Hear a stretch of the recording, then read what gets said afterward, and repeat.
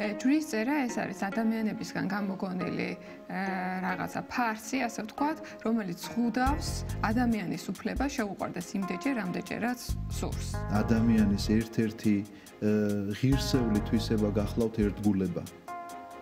ერთგულება თუ არ გააჩნია ადამიანს, სად არის მაშინ მისი ღირსება? უყვართ ადამიანებს ერთმანეთი და ყურებამდე არიან შეყვარებულები. რა შეჭირდება ამას ვთქვათ, მოწმობა ან ჯვრის წერით, ან ქორწინების სახში ამის გაფორმება? იცით რა, სამოქალაქო საკითხებზე ალბათ არ ვისაუბრებთ დღევანდელ დღეს რატო ჭირდებათ ეს და რაც შეეხება იმას, რატო ჭირდება სადმე დამოწმება აი ამ სიყვარულს, მოდით ესე დავიწყოთ, რომ აი შეყვარებული ადამიანი, რომელიც აი ნამდვილ სიყვარულს განიცდის, როგორ წარმოგიდგენიათ, ვისაც ეს გრძნობა განუცდია, დაიტევს ამას? ჯვრის წერამდე ურთიერთობას ვთქვათ ქალსა და მამაკაც შორის. რაღაცა სხვა გრძნობებთან შეიძლება გქონდეს საქმე, რომელიც ჩვენ სიყვარულში გვერევა.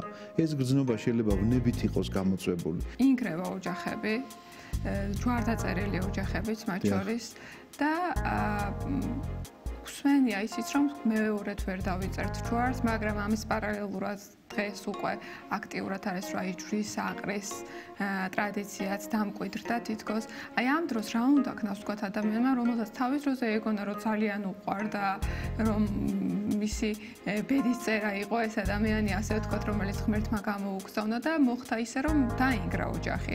ამ შემთხვევაში ამ ადამიანს არ აქვს უფლება, რომ ხელმეორედ შეუხდეს ღმერთის წინაშე დაიწეროს ჯვარი. ის რომ ვინმე პირველ ქორწინებას გააუქმებს, ეს ზღაპარია.